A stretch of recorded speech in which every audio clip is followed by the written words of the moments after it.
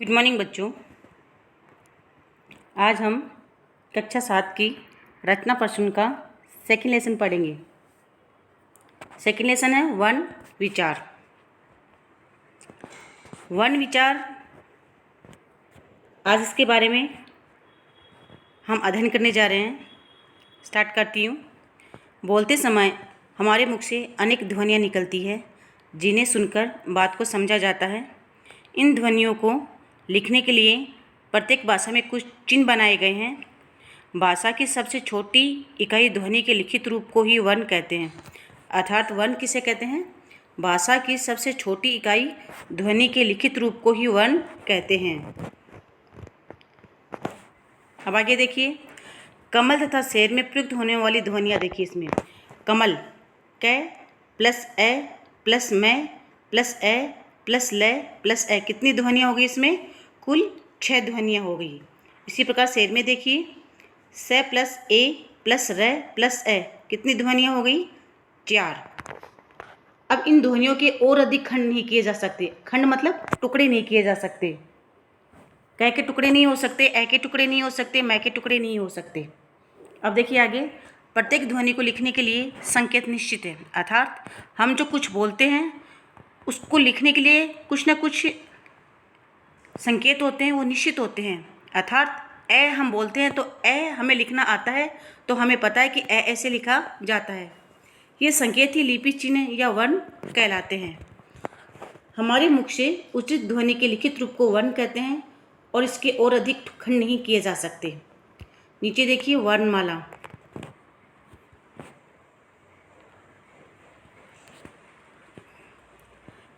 वर्णमाला में पहला है वर्णों का क्रमवार रूप वर्णमाला कहलाता है। क्रमवार रूप मतलब हम पहले स्वर आएंगे, उसके बाद में व्यंजन आएंगे, तो ये क्या कहलाता है? क्रमवार रूप वर्णमाला कहलाता है। पहले देखिए स्वर। हिंदी में 11 स्वर होते हैं। कौन कौन से? देखिए, ए आ, छोटी ई, बड़ी ई, छोटा ऊ, बड़ा ऊ, री, ए ऐ ओ औ, ये तो है स्वर। अंग और अह ये क्या कहलाते हैं? अयोग वह कहलाते हैं। आगे देखिए व्यंजन। व्यंजन कौन कौन से हैं? क ख ग घ, ये इनको क्या बोलते हैं? कवर्ग। च वाले को चवर्ग। ट ठ ड ढ न टवर्ग। त थ द ध न तवर्ग। प फ भ भ मैं पवर्ग। य र ल व को क्या बोलते हैं? अंतस्थ व्यंजन। स श श है को क्या बोलते हैं? ऊष्म व्यंजन। क्ष त्र ज्ञ श्र संयुक्त व्यंजन। संयुक्त व्यंजन अर्थात 2 व्यंजनों के मेल से बनने वाले व्यंजन क्या कहलाते हैं? संयुक्त व्यंजन। अब हम इनको विस्तार से पढ़ रहे हैं। पहला देखिए, पहला है स्वर। वर्णों के कितने भेद होते हैं? वर्णों के 3 भेद होते हैं। कौन कौन से? पहला है स्वर, दूसरा अयोगवह, तीसरा व्यंजन। हम पहले क्या पढ़ने जा रहे हैं? स्वर पढ़ने जा रहे हैं।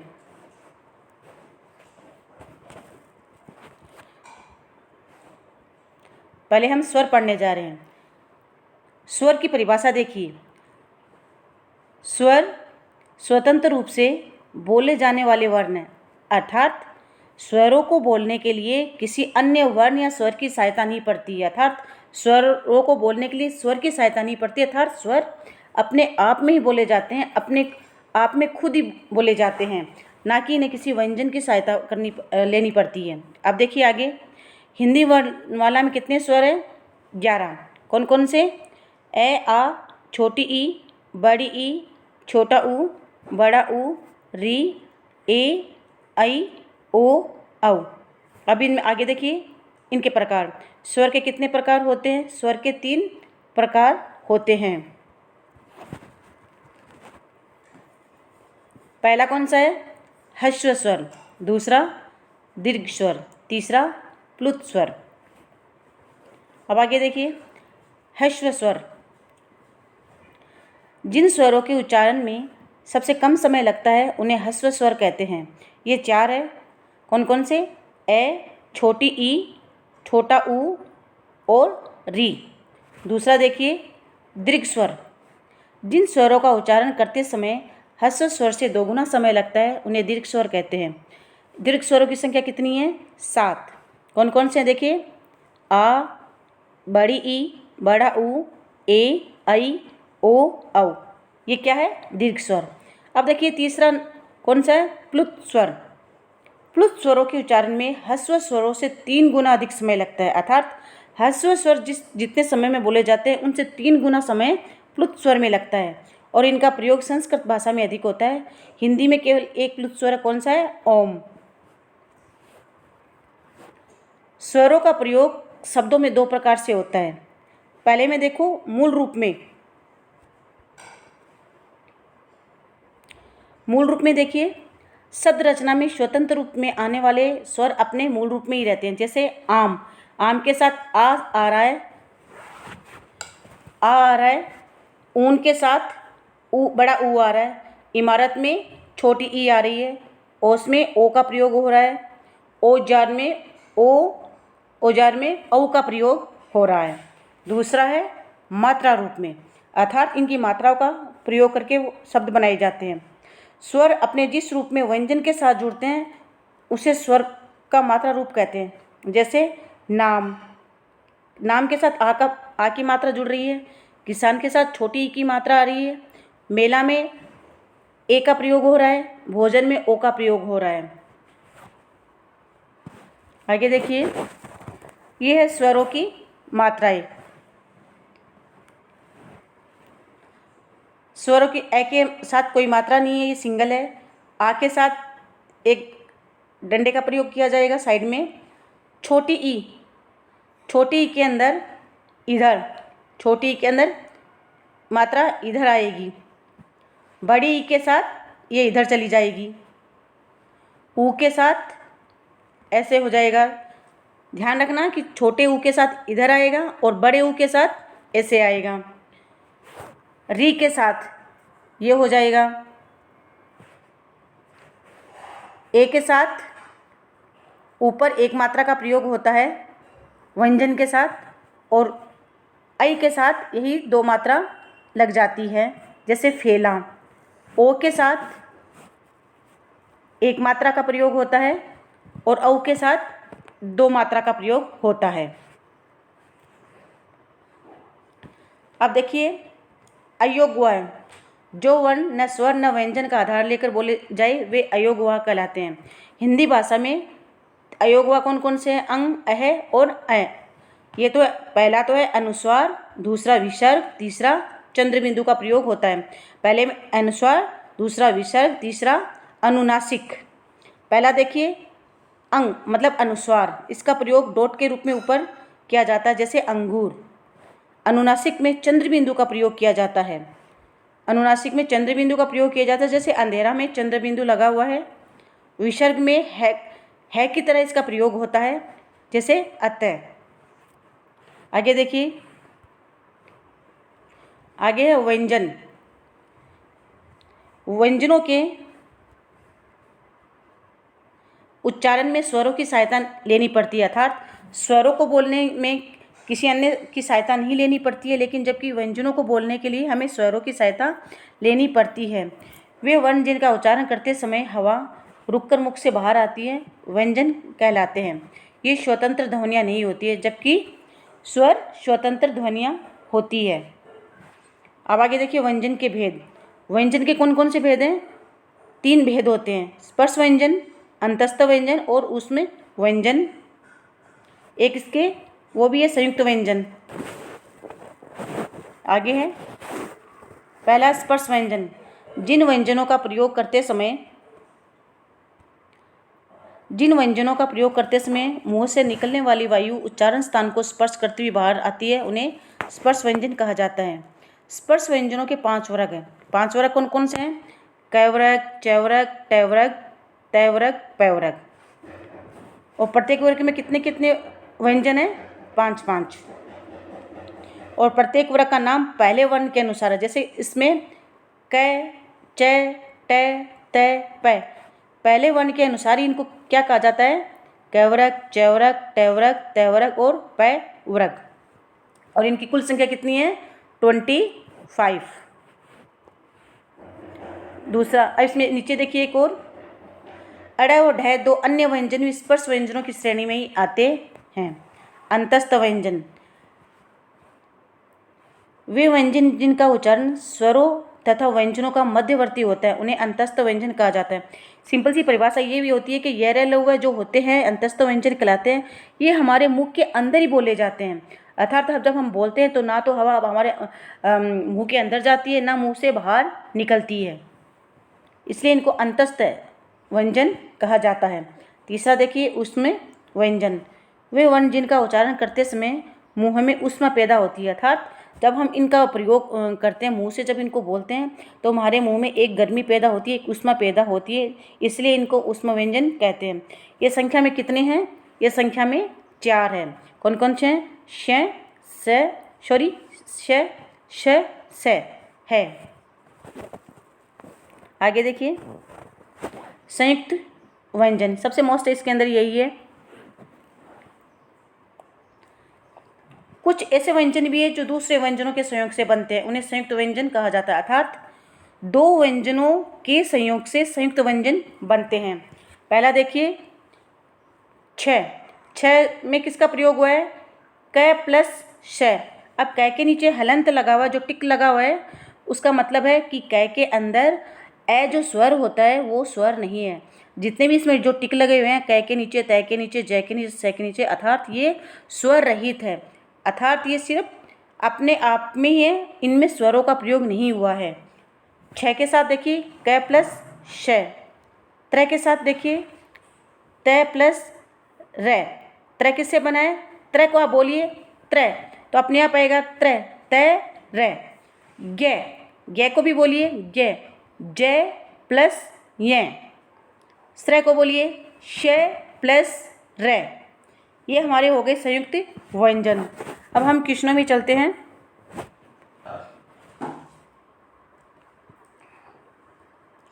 क्वेश्चन नंबर 2 देखिए आप, वर्णमाला किसे कहते हैं?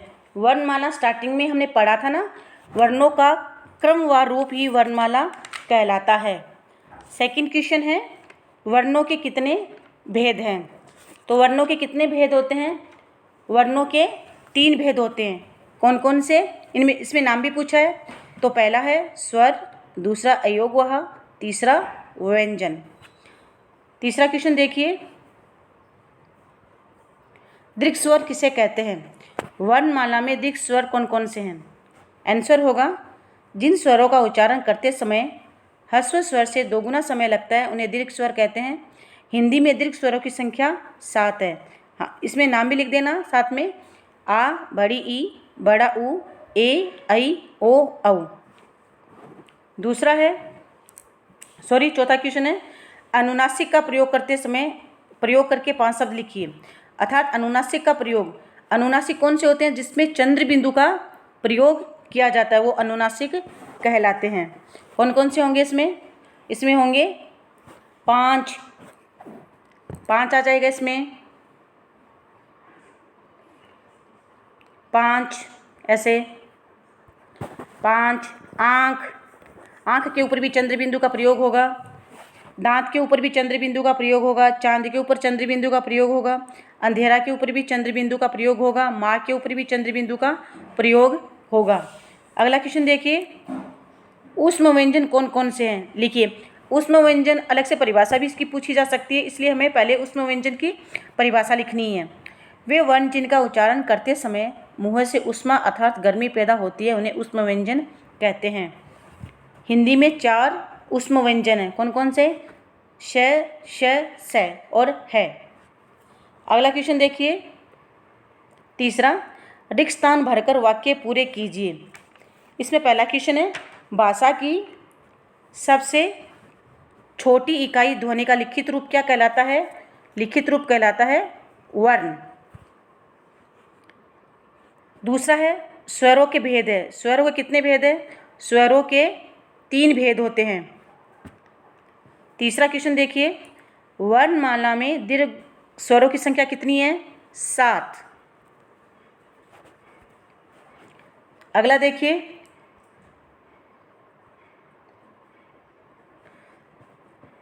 घ, स्पर्श व्यंजनों के कितने भेद होते हैं? स्पर्श व्यंजनों के कितने वर्ग हैं? 5। कौन से स्पर्श व्यंजन? कैवरक, चैवरक, टैवरक, तैवरक और पैवरक, ये 5 स्पर्श व्यंजनों के वर्ग है। अड़े वाला क्वेश्चन देखिए, श स है, ये क्या है? ये ऊष्म व्यंजन है। क्या है? ऊष्म व्यंजन। अगला देखिए, 2 व्यंजनों के संयोग से बने व्यंजन क्या कहलाते हैं? संयुक्त व्यंजन कहलाते हैं। अगला क्वेश्चन देखिए, निर्देशानुसार 3 शब्द लिखिए चंद्र बिंदु लगाकर। पहला, ये आपकी बुक में तीनों क्वेश्चन आपकी बुक में आंसर इसके दिए हुए हैं, फिर भी मैं करवा रही हूँ। चंद्र बिंदु के साथ कौन कौन सा आएगा? चंद्र बिंदु के साथ 5, पहले 5 के साथ चंद्र बिंदु लगेगा, माँ के साथ चंद्र बिंदु लगेगा, और अगला अंधेरा के साथ भी चंद्र बिंदु का प्रयोग होगा। अगला देखिए, अनुस्वार अर्थात वर्ण के ऊपर डॉट का प्रयोग। तो पहला कौन सा होगा? पहला तो लिख लो हंस, दूसरा गंगा, तीसरा कौन सा हो जाएगा? रंग। 3 हो गए। अगला देखिए कौन सा है? विसर्ग का प्रयोग कैसे करना है? पहला हो जाएगा प्राय, दूसरा अतः, तीसरा पुनः। हो गए हमारे ये तीनों क्वेश्चन। अगला देखिए, स्वरों के सामने उनकी मात्राएं लिखिए। स्वरों के सामने उनकी जो मात्राएं आपकी बुक में है, ये आप देखकर लिख सकते हैं। जैसे आ के सामने क्या होगा? ये वाली मात्रा लगानी है। ई के